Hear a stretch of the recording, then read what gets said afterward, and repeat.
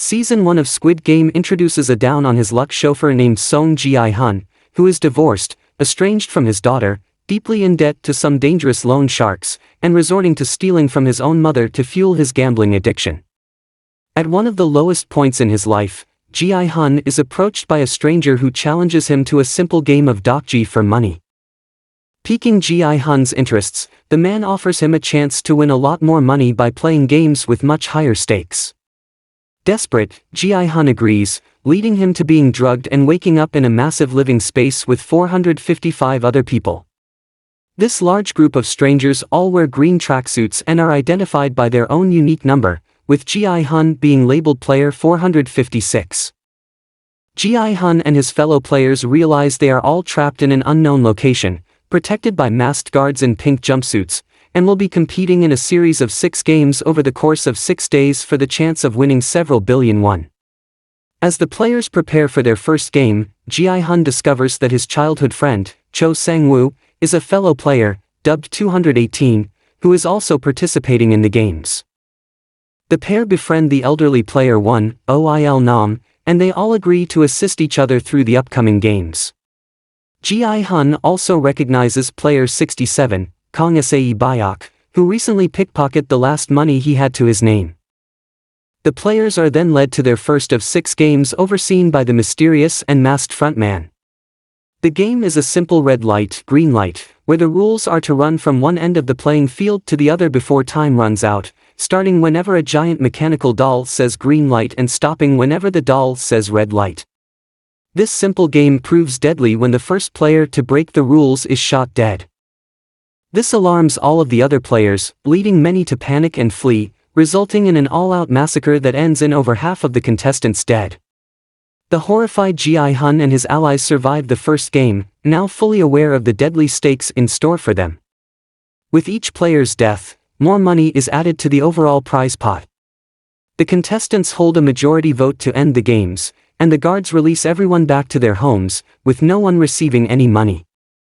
Gi-hun attempts to alert the police of his experience, but no one believes his outlandish claims. No one, that is, except Detective Hwang Jun-ho, whose brother previously went missing after receiving a similar game invite. Notwithstanding the awful risks of the games, Gi-hun and a large portion of different players understand that triumphant the monstrous stupendous award is the main answer for their life issues and enthusiastically decide to re-emerge the game. Sang charm is very nearly captured for committing monetary misrepresentation. The old Il Nam wishes to kick the bucket fearlessly rather than because of his disintegrating well-being, and Sae-byeok needs to assist with getting her family out of North Korea. Investigator Jun-ho subtly penetrates the games by acting like a watchman and finds the opposition is being played on a distant island.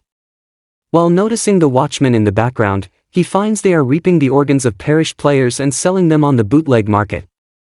Jun-ho likewise understands that these lethal games have been played for more than 30 years, and that in spite of his proceeded with vanishing, Jun-ho's sibling, In-ho, was really a past champ.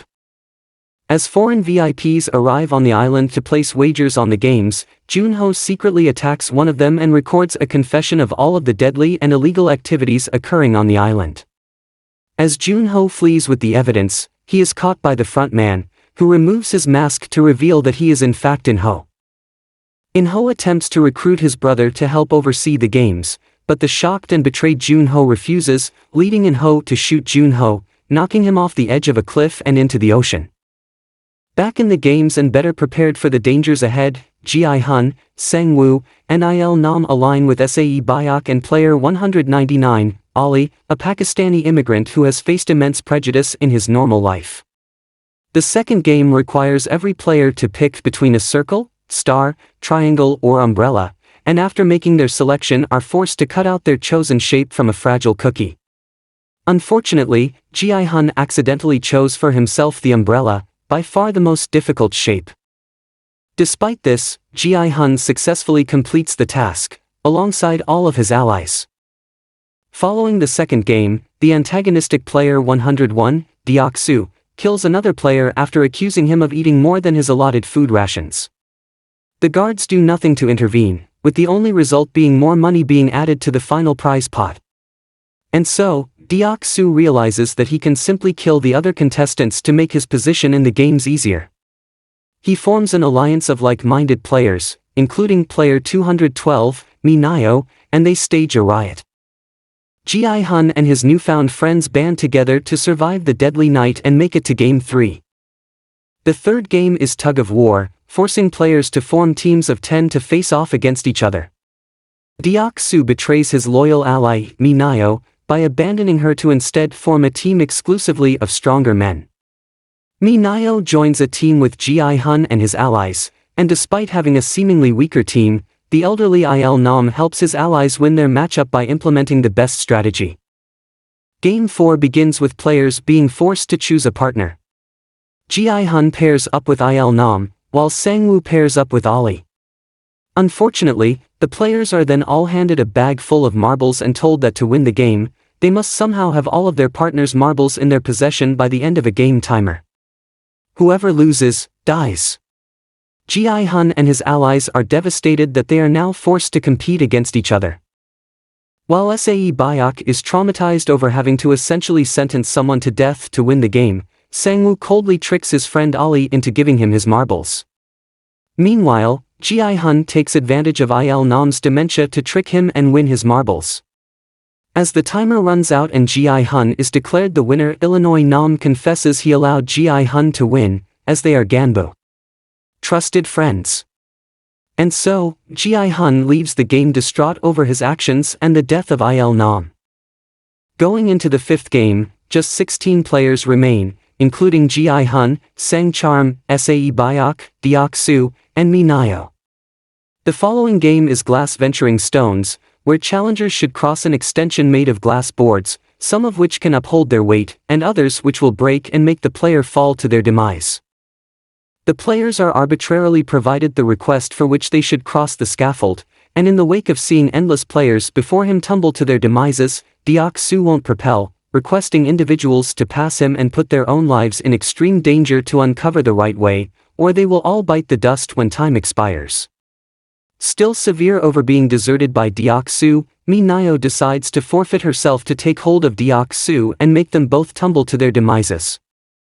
With time expiring and the competitors not yet across the scaffold, Sang-charm briskly forfeits the player before him to uncover the wrong way, permitting him to securely finish the extension, close by the main different overcomers of the game, his partners Gi-hun and Sae-byeok. Gi-hun now realizes that his childhood friend, Sang-woo, is willing to do anything to survive, even if it means turning on his own allies.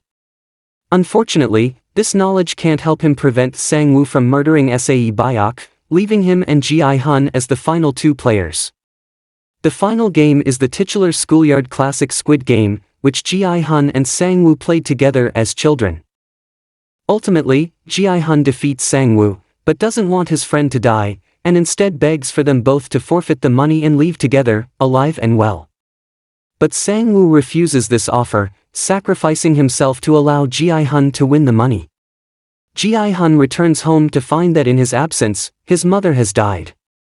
1 year later, Gi-hun is a wealthy man, but heavily traumatized by all he has gone through, leading him to refuse spending any of his winnings. Gi-hun is then invited to meet with Il-nam, shockingly having survived the games, though now on his deathbed. As Il-nam reveals that he is in fact the game's original creator, founded to entertain bored wealthy people like himself, he also offers Gi-hun a new wager based on human decency: will a single passerby help a drunken stranger before the stroke of midnight?